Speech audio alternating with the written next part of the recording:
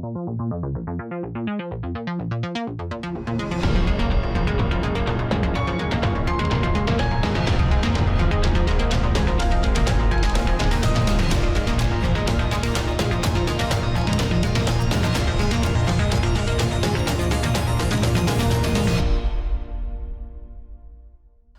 à tous, je suis ravie de vous retrouver pour ce nouveau numéro d'Immédiat, paré pour le décryptage des médias avec Michel Geoffroy. Bonjour Michel. Bonjour Floriane. Merci d'être avec nous sur ce plateau.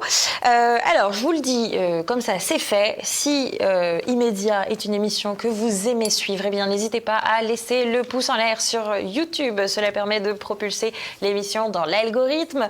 Et puis bien sûr, vous pouvez aussi relayer la vidéo. Je vous le rappellerai en fin d'émission, comme ça vous pourrez juger sur le contenu. On vous avait promis la semaine dernière, je vous avais promis, Jean-Yves. Eh bien, si cela vous va, on le retrouve tout de suite, juste après la virgule. Jean-Yves, on avait promis aux téléspectateurs d'Immédiat que vous seriez là pour le numéro officiel de rentrée. C'est chose faite. Vous voilà paré pour une météo de l'info. Pas tout à fait sur le plateau avec nous, mais vous allez parler de choses importantes malgré tout. Oui, alors je crois que ce qui s'est passé de plus important durant l'été, ce sont les manifestations britanniques contre l'immigration, contre l'invasion, et les manifestations britanniques pour la remigration. Alors de quoi s'agit-il? De différentes manifestations qui ont lieu dans les hôtels, payés par les contribuables pour les contribuables britanniques, pour les demandeurs d'asile, qui ont eu lieu durant tout l'été. Et c'est aussi le grand mouvement qui est lancé en ce moment sur hisser les couleurs, hisser les drapeaux. Et les Britanniques hostiles à l'immigration hissent sur les lampadaires, sur les ponts, des drapeaux, soit de l'Union Jack, donc de la Grande-Bretagne, soit de la Croix de Saint-Georges, donc de l'Angleterre, ou les bâtons de l'Écosse, s'il s'agit de l'Écosse.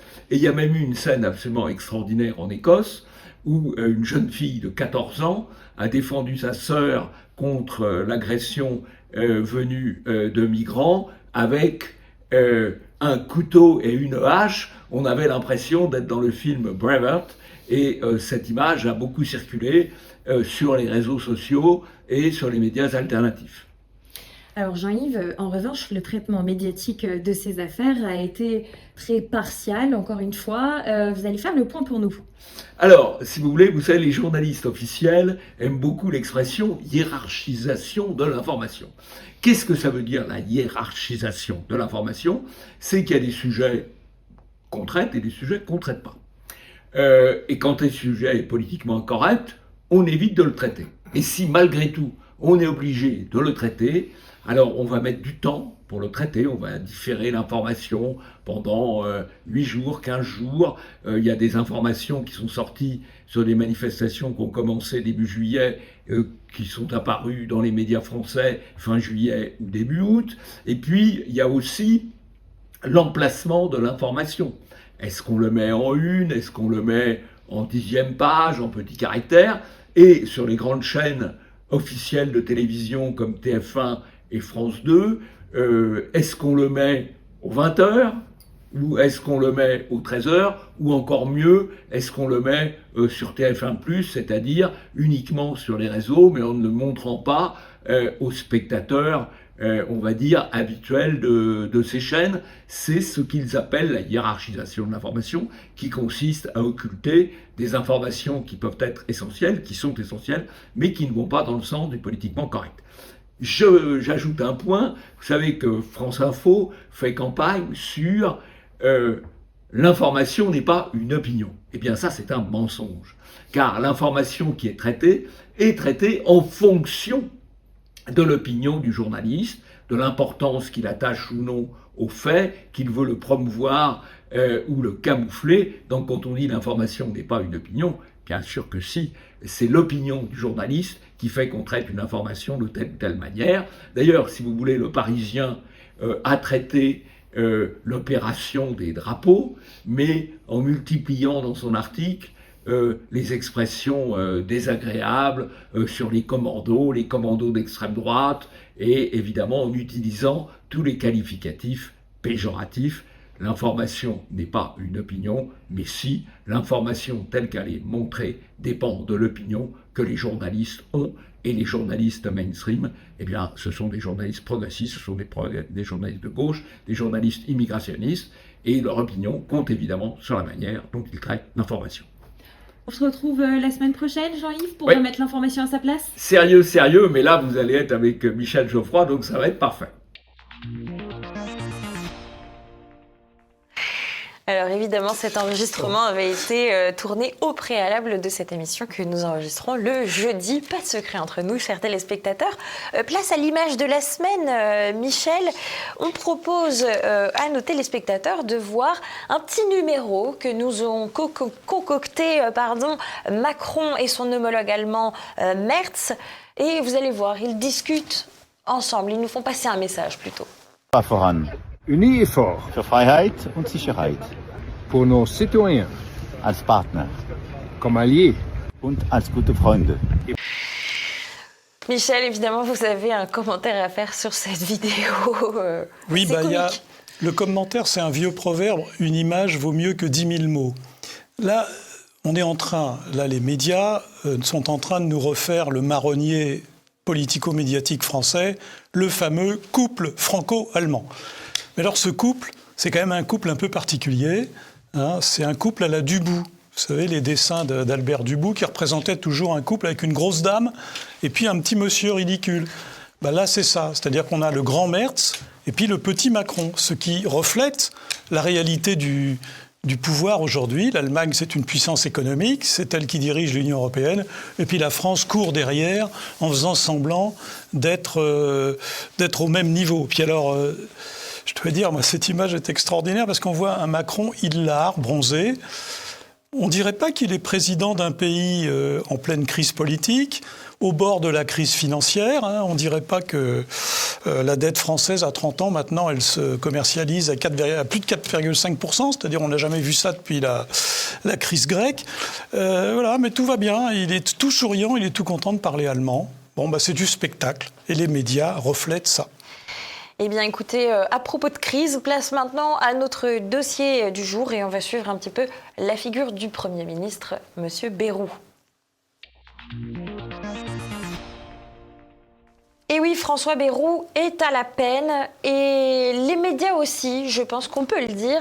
Je vous propose, pour commencer ce dossier, de regarder peut-être ce que certains ont appelé le suicide politique en direct de François Bayrou sur TF1 face à Gilles Boulot. On l'écoute tout de suite. Et si on crée le chaos aujourd'hui, encore une fois, qui vont être les victimes ? Et les premières victimes, c'est les plus jeunes des Français, à qui on a réussi à faire croire, je disais tout à l'heure, ça sera dans les livres d'histoire. C'est eux qui sont les victimes, c'est eux qui devront payer la dette pendant toute leur vie. Et on a réussi à leur faire croire qu'il fallait encore l'augmenter. Vous trouvez pas ça génial ? Tout ça pour le confort de certains partis politiques et pour le confort des boomers, comme on dit. Même Gilles Boulot essaye de couper cette séquence un peu pénible. Alors, on a compris que M. Bayrou parle du chaos en France. Les médias donc essayent de présenter une figure tel Churchill. Alors l'Express a quand même titré de la façon suivante: François Bayrou pourrait-il être notre Churchill? L'avis tranché des historiens, où l'on voit François Bayrou avec une ombre de Churchill et non pas un long nez, mais un long cigare qui dépasse de C'est sûr de que la c'est bouche. pas De Gaulle. C'est sûr que c'est pas De Gaulle. Hein. Alors là, Au moins la comparaison était à la hauteur, ou pas. En tout cas, Emmanuel Macron reprend Le Monde, appelle à la mobilisation autour de François Bayrou et il met en garde contre l'instabilité. Le Point publie un article, appel à la démission d'Emmanuel Macron, la conjuration des perdants, et j'aime beaucoup cette phrase d'introduction de l'article de Sophie Coignard. Mélenchon partage avec Marine Le Pen le privilège d'avoir échoué 3 fois à l'élection présidentielle. C'est la nouvelle rengaine de la semaine, l'appel à la démission d'Emmanuel Macron. Mais oui, parce qu'appeler à la démission, c'est provoquer le chaos, comme on l'aura compris, c'est ce que nous expliquait M. Bayrou. Le chaos, il sera également social bientôt avec le mouvement du 10 septembre qui arrive. Le Parisien nous dit qu'il se fournit de la note d'alerte des services de renseignement. On nous annonce un document de 6 pages qui parle de grève, de blocage et de sabotage. Bon, pour un mouvement social, la grève est assez prévisible, si je puis dire. BFM TV parle de l'inquiétude du renseignement territorial tout de même. À noter d'ailleurs que TF1 se demande si ce ne sont pas les Russes qui sont derrière ce mouvement social. Bloquons tout. C'est vrai que Poutine, c'est un boomer aussi. Hein, oui, bien sûr. Oui. Comme Trump. Les connexions se font oui, naturellement. C'est les boomers. On nous fait peur aussi avec la crise économique. J'ai cet article, par exemple, du Figaro, la probable chute du gouvernement Bayrou, une épine de plus pour l'investissement locatif. Mais oui, c'est vrai, c'est sûr, c'est la priorité naturellement. Et puis, cet article du Point, peut-être pour finir, ce n'est pas le RSA qui plombe nos comptes publics, ce sont les retraites. Michel, est-ce que vous avez un commentaire à faire peut-être sur cette pagaille médiatique? Oui, un commentaire de boomer. Oui, alors j'ai un commentaire. Allons-y. J'ai plusieurs commentaires. Le premier commentaire, c'est quand même que nos médias me paraissent un peu à la peine. Ils savent pas trop quelle ligne prendre. Hein. D'abord, il faut essayer de sauver Bayrou, mais en même temps, ils l'ont déjà enterré. Il faut peut-être déjà planter des jalons sur le possible successeur, à gauche, si on comprend ce qu'a dit M. Macron. Donc il commence à nous faire des débats permanents sur la nécessité de la justice fiscale, ce qui en novlangue veut dire augmenter les impôts, bien sûr. Donc il y a plein de débats là-dessus. Et puis alors en plein, il faut bien sûr nous faire peur. Hein. Et alors... on essaie de ce point de vue-là de nous ressortir, notamment le scénario de 2024. Hein, oh là là, bientôt le RN va prendre le pouvoir. Mon Dieu, j'ai peur. Hein, bon. Il y a cet article de l'Express que j'ai failli oublier, Michel, c'est Marine Le Pen, Nigel Farage, Alice Weidel, le triangle populiste qui menace l'Europe. Ah bon, il manque plus que Poutine, parce que lui aussi il menace l'Europe, d'après ce que dit M. Macron. Bon, donc je veux dire, tout ça est un salmigondi. La vérité, c'est que les médias font semblant d'être au courant, mais ils ne savent rien. Ils ne savent pas ce qui va se passer. D'ailleurs, personne ne sait ce qui va se passer. On ne sait même pas s'il y aura une dissolution. Si on en croit le président de la République, il n'y en aura pas. Bon, donc ça patauge un peu, mais toujours quand même avec le même registre. Faisons peur. Mais il semble qu'aujourd'hui, la peur marche un peu moins qu'avant. Puis alors, deuxième observation, les boomers. Alors ça, c'est un coup classique de la stratégie de la Macronie. Et même avant, c'est la stratégie de l'oligarchie. Ça consiste à créer des oppositions horizontales artificielles pour essayer de neutraliser la grande opposition qui monte, qui est la révolte des peuples contre les oligarchies qui leur imposent ce dont les peuples ne veulent pas. Hein, que ce soit la guerre, que ce soit l'immigration, que ce soit des réformes économiques dont ils ne veulent pas, ou le libre-échange, comme on aura l'occasion de le voir. Bon, donc, c'est une stratégie classique qui consiste à dresser les gens les uns contre les autres. Hein. Alors, là aussi, c'est une stratégie un peu étrange, comme ont relevé les médias, puisque les boomers, c'est quand même les électeurs de M. Macron et des partis dits majoritaires. Hein. Alors, c'est eux qui votent pour eux. Bon, donc, on voit bien que tout ça sent quand même un peu le chaos, la fin d'un système politique. Les médias ne semblent pas avoir totalement compris que nous assistons au soubresaut d'un système politique français qui commence à être quand même très usé. Hein. Voilà. Eh bien, place maintenant au passif de l'information pour évoquer la suite, le reste. Et on débute ces pastilles de l'information avec le feuilleton sur le Mercosur. Ça y est, l'accord de libre-échange a été validé par par la Commission européenne. Le Mercosur, Michel, vous me rappeliez bien sûr que ce sont les pays Bolivie, Uruguay, Paraguay et surtout Brésil et Argentine, qui sont tout de même importants pour... Il y avait aussi le Venezuela à un moment donné, mais qui a été expulsé. Qui a disparu, le pauvre. Qui a été expulsé. En tout cas, la presse tente de nous vendre ce traité de libre-échange du Mercosur comme quelque chose de déjà validé et pour lequel, d'ailleurs, un geste particulier aurait été fait pour Paris, nous dit-on, avec un gouvernement français qui salue l'intégration de garanties. On nous annonce. C'est pas encore voté. Je vous laisse le mot de la fin sur cette pastille. Le mot de la fin, c'est, vous voyez, le couple franco-allemand, c'est le Mercosur. Parce que le traité de libre-échange, il est destiné à permettre à l'Allemagne d'exporter ses voitures, ses machines-outils, etc. Tant pis pour l'agriculture européenne et en particulier donc l'agriculture française. Donc tant pis pour le commerce du bœuf, tant pis pour toute une série de choses que nous produisons et pour lesquelles on risque d'être en compétition. Concurrence Rappelez-vous, déloyale. Les médias avaient longtemps montré que la France allait résister, notamment quand il y avait eu les mouvements d'agriculteurs, comme il y en a tout le temps. Et donc on avait dit non, vous inquiétez pas, vous allez voir ce que vous allez voir. Bon, là, aujourd'hui, les médias essaient de nous expliquer que c'est une grande victoire française parce qu'on a promis, les promesses engagent surtout ceux qui les écoutent, on a promis un dispositif de garantie permettant de protéger notre agriculture. Sauf qu'on ne sait pas si ce dispositif, au jour où on enregistre aujourd'hui, on ne sait pas si ce dispositif pourra être mis en œuvre par un seul État, exemple la France, ou si ça nécessitera l'accord des autres. Bon, donc, si vous voulez, tout ça, on voit bien encore un nouvel échec français. On voit ce que c'est que la réalité des rapports de force en Europe. Oui. Mais les médias préfèrent essayer de nous vendre un accord qui préserverait notre agriculture. Je pense qu'aujourd'hui, on ne peut pas le dire sérieusement. C'était le 25e sommet de l'OCS. LCI a parlé de l'axe du mal pour qualifier ce sommet. Je vous propose, quant à nous, chers téléspectateurs, de regarder la photo de famille du sommet de l'OCS qui avait lieu à Tianjin, en Chine, avec le président russe Vladimir Poutine. Vous vous souvenez, celui qu'on nous présente comme tellement seul, entouré de tous ses homologues chefs d'État. Voilà la photo.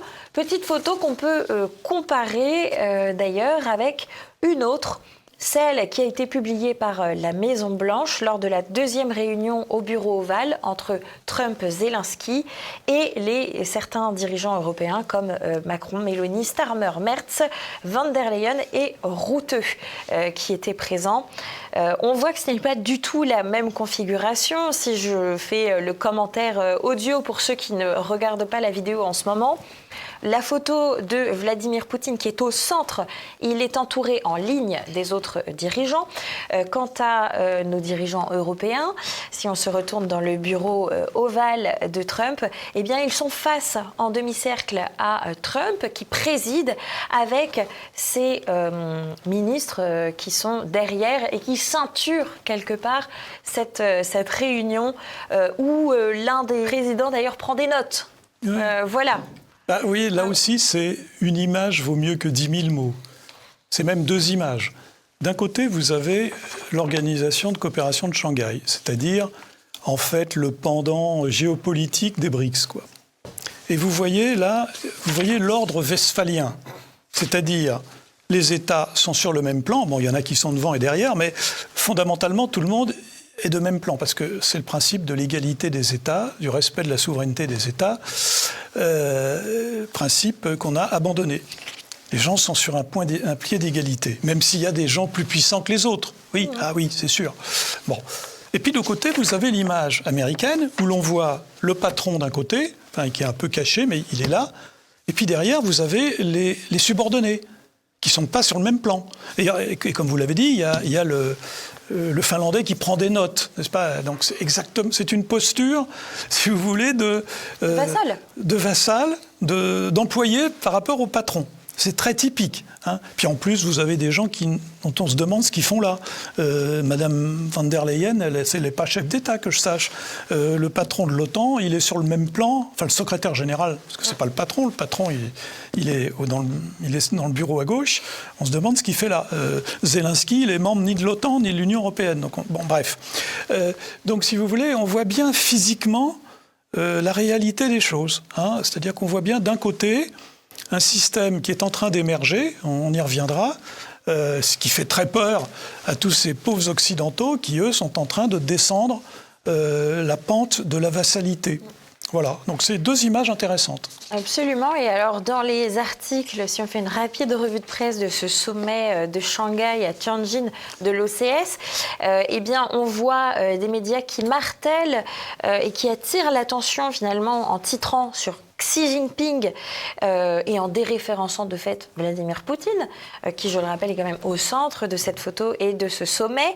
Et on a aussi ces articles fabuleux des Échos à Tianjin. Xi Jinping et Vladimir Poutine et Narendra Modi mettent en scène leur bonne entente.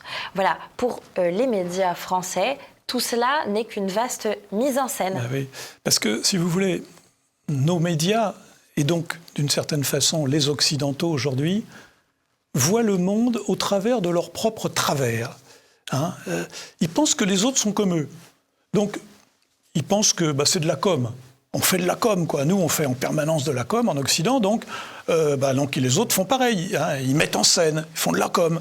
Bon, nos politiques, on est habitué en Occident à avoir des politiques qui mentent en permanence. Donc ils considèrent que les autres chefs d'État, ils mentent aussi. Donc ils ne croient pas ce qu'ils disent. Et donc ils n'écoutent pas leurs avertissements. Bon, ce qui est extraordinaire, là, c'est que les médias ont essayé de... Toujours le même discours, qui est d'ailleurs un peu contradictoire. Ils ont essayé de ridiculiser, hein, en disant ouais, c'est une mise en scène, tout ça, bon, très bien. Et en même temps, ils essayent de faire peur en disant oh là là, mais attendez, là, ils nous menacent, on est menacés. C'est contradictoire.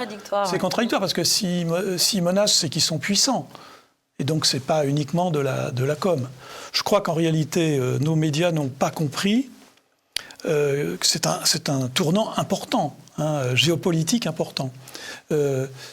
C'est quand même une vingtaine de chefs d'État, et non des moindres, parce que ça représente la moitié de la population mondiale. Hein. Rien que ça. Et encore, il n'y a pas l'Afrique. Et l'Afrique, qui de plus en plus est en train de lorgner vers cette nouvelle puissance. Parce que c'est ça qui est remarquable. Ces gens qu'on présente comme des gens qui nous menacent, c'est des gens qui sont puissants, qui sont en train d'accéder à la puissance. Hein. Et c'est pour ça d'ailleurs qu'ils constituent un pôle d'attraction. C'est pour ça que beaucoup d'États rêvent notamment d'accéder aux BRICS. Ils veulent, parce que c'est devenu une puissance économique, une puissance militaire. On l'a vu avec le défilé des 80 ans de la victoire contre le Japon. Oui, les médias découvrent que le monde est en train de changer. Hein. C'est un autre monde. Et nous ne sommes plus les dominants dans ce monde. D'ailleurs, c'est ce qu'a dit Poutine dans son intervention. Il a dit à un moment donné... parce que ça n'a pas plu aux médias, qui n'ont pas bien écouté d'ailleurs, ils ont préféré entendre ce que disait Poutine sur l'Ukraine. Il a dit « Les relations internationales eurocentrées et américano-centrées, c'est fini. Maintenant, le vrai centre du monde, ça devient l'Eurasie. Et regardez une carte, c'est ce qu'on voit. » Et donc le monde change, mais les médias, évidemment, nous font regarder ailleurs, comme d'habitude. À propos de nouveautés, on vous avait promis de suivre le lancement de Novo 19. Vous savez, cette nouvelle chaîne de la TNT qui a été réattribuée par l'Arcom après la suppression de C8. Eh bien, Novo, peut-être Novo 19, si je peux me permettre ce premier commentaire.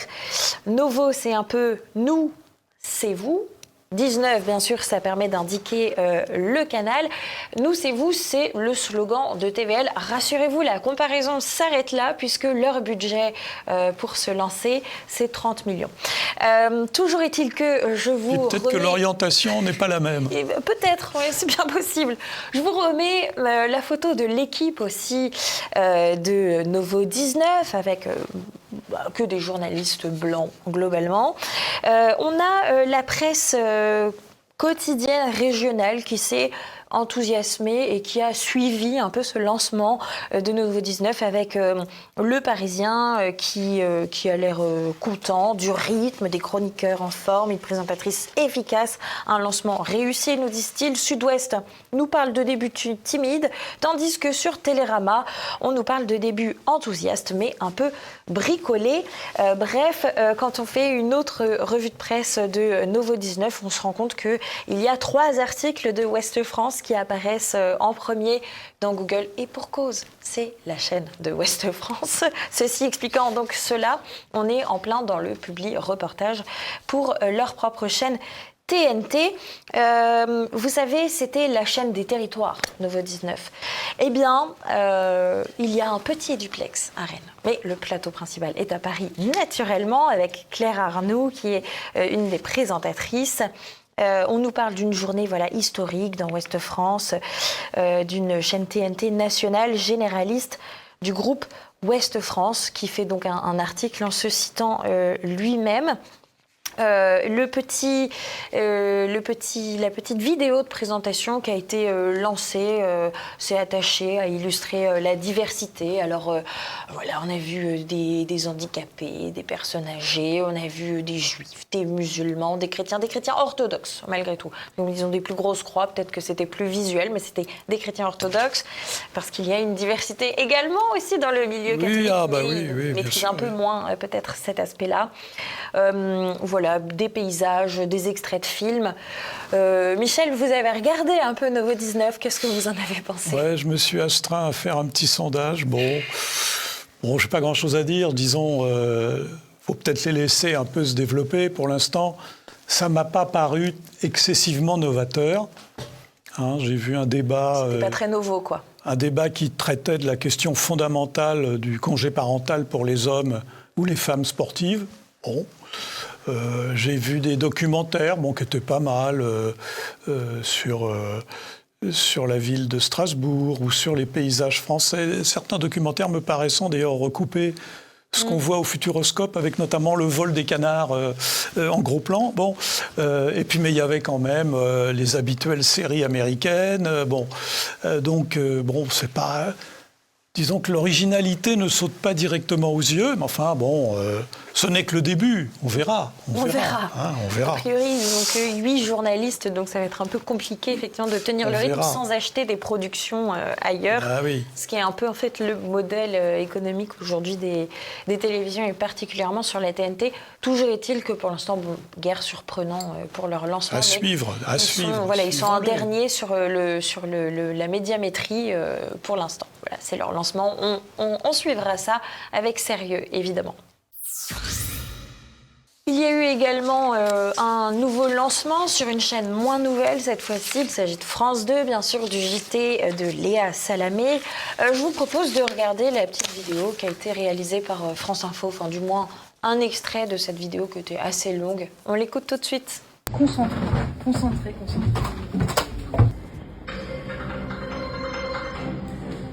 Madame, monsieur, bonsoir. Bienvenue dans le 20h. Je suis très heureuse d'écrire cette nouvelle page avec vous et avec la formidable rédaction de France Télévisions pour vous informer, décrypter l'actualité partout en France et essayer ensemble de comprendre le monde tel qu'il va. Tout de suite, les titres de ce lundi. Alors, le monde tel qu'il va, ça m'a vraiment interpellée. Michel, est-ce que vous avez un commentaire ? Qui va bien ou qui va mal ou qui va aller. C'est pas tel qu'il est, c'est tel qu'il va. Non, mais quand elle dit, j'ai l'impression que c'est immédiat, ça. Elle veut décrypter l'information. C'est extraordinaire. C'est le nouvel, notre boulot. Qu'est-ce qu'on va faire ? Heureusement qu'on a encore un petit peu de quoi analyser. Alors, du côté des chiffres, qu'est-ce que ça donne ? Eh bien, on commence avec cet article du Parisien. Pas de miracle pour Léa Salamé. Effectivement, le Prime... Donc le lancement par Léa Salamé de son premier JT a rassemblé 4,02 millions de téléspectateurs, tandis que Gilles Boulot, lui, avait toujours 5,44 millions de téléspectateurs auprès de lui sur TF1. Ce score de 4 millions, d'ailleurs, ne s'est pas maintenu le lendemain, puisqu'on est retombé aux 3,8 ou 3,68 millions Bon, c'était encore un petit peu moins que ce que j'estimais, qui sont plus habituels sur France 2, à voir si Léa Salamé réussira à faire remonter les audiences de France 2 qui sont en chute libre. Oui, enfin, je pense que tous ces commentaires nombrilistes, c'est la classe médiatique qui s'auto-congratule. Bon, la vérité, c'est que les médias, comme on dit, de grand chemin, aujourd'hui, les médias mainstream perdent en crédibilité, quels que soient les présentateurs, quel que soit le talent de Pierre-Paul ou Jacques, tout simplement parce que le discours médiatique, quand il dit le monde tel qu'il va, c'est tel qu'ils veulent qu'il aille. Hein, c'est une lecture qu'ils présentent du monde. Tout le monde se rend compte progressivement que cette lecture qui nous est imposée, elle se déconnecte de la réalité. Hein. Et donc c'est pour ça que la crédibilité de tous les grands médias, aujourd'hui, elle tend à diminuer. Alors, moi, je suis toujours impressionné par les scores télévisuels, le nombre de mes concitoyens qui, tous les soirs, regardent ça. Bon, ça me révulse un peu, mais bon, peu importe. Mais en réalité, si vous rapportez à l'ensemble de la population française, c'est pas si grand que ça, quoi. Je veux dire, la crédibilité de ce système diminue chaque jour. C'est d'ailleurs pour ça qu'ils veulent développer la censure, pour essayer de maintenir leur monopole.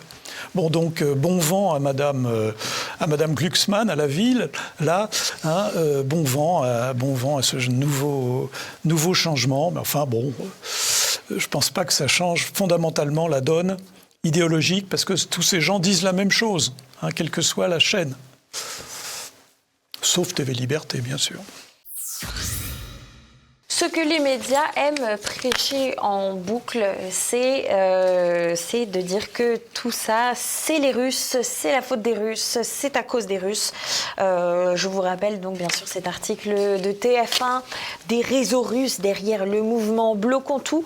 Mais ce qui a été particulièrement significatif dans l'actualité ces derniers temps, c'est cette information selon laquelle l'avion d'Ursula von der Leyen a été victime d'un brouillage GPS à cause des Russes lorsqu'elle était en déplacement en Bulgarie. Mais vous vous rendez compte?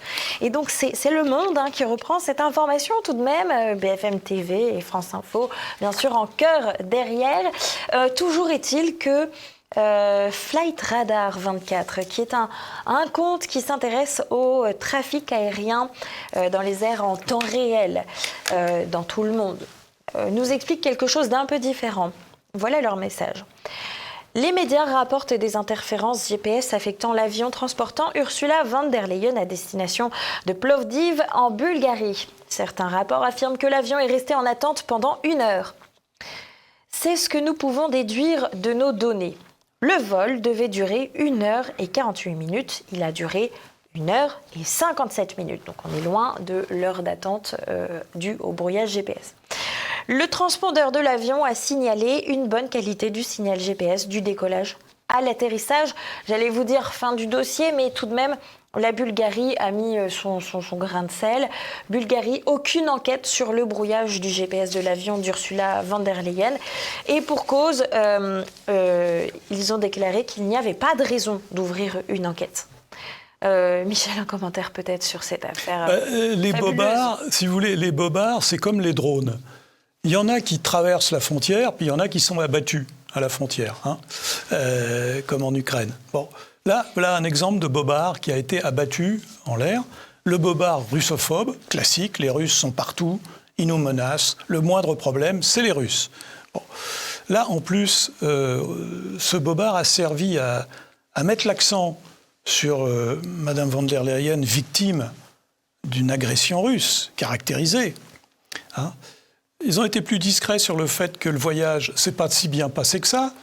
Il y a quand même eu des contre-manifestations contre Madame von der Leyen sur le thème « Nous, on veut la paix », alors que vous nous vendez la guerre. Elle s'est fait traiter de nazie, enfin, etc., etc. Et qui plus est, peu de temps après, le ministre allemand de la Défense a dit « Mais attendez, Madame von der Leyen, de quoi je me mêle ? Vous nous expliquez qu'il va y avoir une armée européenne, etc., mais ce n'est pas de la compétence de l'Union européenne ni de la Commission européenne. » Paf. Je note d'ailleurs que c'est le ministre allemand de la Défense qui a dit ça. Monsieur Lecornu, on ne l'a pas entendu. Lui, il trouve ça très bien que Mme von der Leyen fasse la tournée, comme si elle était chef d'État, et fait la tournée d'un certain nombre de pays pour vendre son projet de soi-disant garantie de sécurité à l'Ukraine. Donc, si vous voulez, voilà donc un bobard qui a raté. Il y en a d'autres qui sont en train de rater, en particulier sur le prétendu attentat contre l'ancien président de la Rada ukrainienne. Bon, là aussi mis sur le dos des Russes. Manifestement, c'est pas tout à fait ce qu'on trouve aujourd'hui. Donc, il y a des bobards qui ratent. Hein. Les bobards les plus gros ratent parce que quand on commence à creuser un peu, on s'aperçoit que ces gens mentent quotidiennement, surtout. Hein. Alors, ils mentent pourquoi ? Parce qu'ils cherchent à nous vendre ce projet dément d'armée européenne et qui cherchent à nous vendre en plus des prétendues garanties. Quand vous regardez ce qu'ils déclarent vraiment, ils disent on va donner des garanties à l'Ukraine après le traité de paix, bien sûr. C'est pas de mal à veille, et encore, à condition que les États-Unis soient d'accord. Ce qui, d'ailleurs, permet de comprendre ce que c'est que la réalité de la souveraineté européenne aujourd'hui, puisqu'on veut faire des choses, mais sous réserve quand même que l'Amérique soit d'accord. Hein. Bon, bravo. Donc voilà à quoi servent tous ces bobards, à nous cacher la situation dramatique dans laquelle on est. Et on termine ces pastilles de l'information avec un fait divers significatif, vous allez voir. À Grenoble, vous avez peut-être entendu parler de ce boulanger qui a été victime de coups de poignard par 3 individus, vraisemblablement. Son pronostic vital était engagé tout de même, hein, donc c'était grave. Et voilà comment BFM a parlé de cette information. À Grenoble, un boulanger a été poignardé après une altercation devant sa boutique. Alors, altercation à 4h30 quand même, il faut le préciser, boutique fermée. Et 20 minutes nous annonce ceci. Le boulanger a été poignardé pour avoir refusé de donner du pain. Ça devait être un boomer. C'était un boomer, non ? Mais non, il avait 26 ans en plus. Bon, donc, ce qui est quand même fou, c'est que donc avec le Figaro qui écrit avec l'AFP écrit également ceci. Vers 4h30 lundi à Grenoble, le jeune boulanger âgé de 26 ans avait refusé de donner du pain à 3 personnes venues lui en réclamer à l'arrière de la boutique qui n'était pas encore ouverte à cette heure. Et oui, vous vous rendez compte, pour un refus de donner du pain, il y a eu des révolutions quand même en France. Oui. Donc c'est normal finalement de se faire poignarder et planter, lacérer par 3 coups de couteau. Vous avez un commentaire, bien sûr. Bah oui, ça me fait penser à ce qu'écrivait le journaliste Michel Legris, qui avait fait un livre qui lui a coûté très cher d'ailleurs, sur Le Monde, le journal Le Monde, qui s'intitulait « Le monde tel qu'il est ». Et il avait cette formule magnifique, il a dit « Le monde, c'est une tromperie sur le langage et par le langage ». Ben là, nous en avons un exemple très remarquable. Hein. C'est-à-dire, premièrement, on banalise. Alors, ce n'est pas du tout une agression, pas des coups de couteau, non, c'est une altercation. Une banale altercation. Ils n'ont pas mis banal, mais c'est une altercation. C'est ce qu'on ressent. Oh là là. Bon, donc, ça veut dire que les torts sont partagés, évidemment. Hein. Quand il y a une altercation, on ne fait pas une altercation tout seul. Donc, forcément, c'est partagé. Et puis, deuxièmement, il y a l'inversion accusatoire, un grand classique de la propagande. C'est le méchant boulanger qui a refusé du pain. Ouais. Non, mais attendez, là, c'est un acte, c'est pas chrétien, ça, de refuser du pain à des gens qui le demandent. Hein. Donc, c'est de sa faute. En quelque sorte, c'est sa faute. C'est comme quand la presse écrivait que le jeune un tel avait été poignardé parce qu'il n'avait pas voulu donner son portable. Bah, évidemment, il aurait donné son portable, il n'aurait pas été poignardé. Hein. Bon. Voilà l'accusation. Donc c'est ça la propagande. Hein. Alors en fait, les médias se sont copiés comme toujours les uns sur les autres, parce que l'origine, c'est la dépêche de l'AFP qui a essayé de banaliser ce qui se passe malheureusement aujourd'hui tous les jours, les violences avec des couteaux, des coups de couteau, pour un oui, pour un non, pour une place de voiture, pour voilà. Alors en fait, après un certain temps, là, comme le faisait remarquer Jean-Yves Le Gallou, la gestion du temps dans la propagande médiatique est importante. Après, on a quand même interrogé le patron de la boulangerie, parce qu'en fait, c'est un jeune employé, qui a expliqué que, bah oui, la boulangerie elle était fermée. Alors déjà, si vous réclamez du pain dans une boulangerie qui est fermée, effectivement, c'est pas évident. Bon. Donc, il a expliqué ce qui s'était passé, que le jeune, il a essayé de récupérer le pain qu'on lui avait volé. Voilà. Donc, voilà, encore un exemple je dirais, la propagande médiatique, c'est ça. Et en plus, on l'a vu dans notre émission, la propagande médiatique, c'est sur des sujets très importants, majeurs, des sujets géopolitiques, mais c'est aussi sur des sujets minuscules. Tout est propagande aujourd'hui dans le système médiatique. Tout est fait pour nous tromper. Mais Dieu merci, Immédiat est là. Naturellement. Et voilà, on arrive à la fin de cette édition d'Immédiat. Merci à tous de nous avoir suivis. Merci Michel d'avoir été présent sur le plateau. Voilà, à la différence de Jean-Yves, moi j'étais en live. Vous nous sauvez, merci. Vous sauvez Immédiat. Vous pouvez bien sûr, si le programme vous a plu, nous laisser un petit clic sur le pouce en l'air, nous laisser également un commentaire, ça se passe juste en dessous de la vidéo YouTube pour dire ce que vous avez pensé de cette édition. Si vous voulez que Michel Geoffroy revienne, voilà, laissez libre cours à votre imagination naturellement. Et puis, vous pouvez également relayer cette vidéo à votre carnet d'adresses. Cela permet de la diffuser plus massivement parce que ce n'est pas vraiment l'algorithme de YouTube, malgré toutes ces précautions que je vous demande de prendre. Ce n'est pas l'algorithme de YouTube qui nous propulse. Merci, on se retrouve la semaine prochaine. Je ne vous laisse pas tout seul. Vous avez le portrait piquant de cette semaine qui est une rediffusion consacrée à Monsieur Hajdari, le patron de l'Arcom, le nouveau patron de l'Arcom qui a remplacé Roch-Olivier Mestre. Je vous laisse avec Claude Cholet, c'est notre partenariat avec le gym. À très vite sur TVL et d'ici là, portez-vous bien. Comment peut-on être persan ? S'exclamait Montesquieu. Si un contemporain posait la question « Comment peut-on être président de l'Arcom ?», il suffirait de répondre « Il faut être énarque et socialiste ». En cela, Martin Hajdari était bien le candidat idéal pour ce poste. Lui qui n'a cessé d'alterner entre les cabinets ministériels ou les administrations au gré des victoires et des défaites électorales socialistes.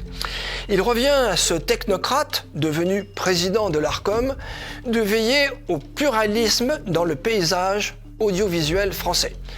Ou bien, diront certains, à tout faire pour que l'absence de pluralisme politique perdure, la bonne conscience en plus. Né en 1968, Martin Abraham Hajdari est le fils du diplomate iranien Ahmad Hajdari, ayant représenté la monarchie pahlavi et la République islamique d'Iran dans de nombreux pays. Sa mère, Martine Buron, est membre du Parti socialiste.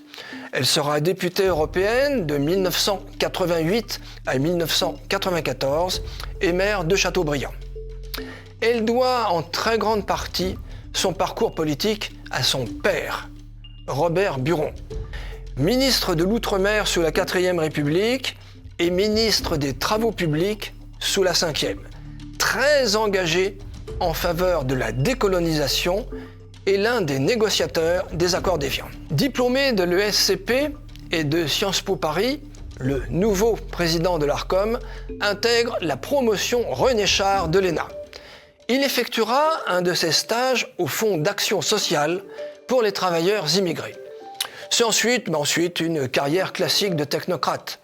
À la direction du budget, tout d'abord, un peu de Radio France Internationale, retour au budget, au sein du cabinet de Laurent Fabius, Radio France de nouveau, l'Opéra de Paris, 2 fois, le secrétariat général de France Télévisions, le ministère de la Culture. Enfin, en 2025, il succède à Roch-Olivier Mestre à la présidence de l'Autorité de régulation de la communication audiovisuelle et numérique, l'Arcom. En 2020, il met sur pied la mission Diversité à l'Opéra de Paris, à une période où certains considéraient que le nombre de danseurs africains était insuffisant.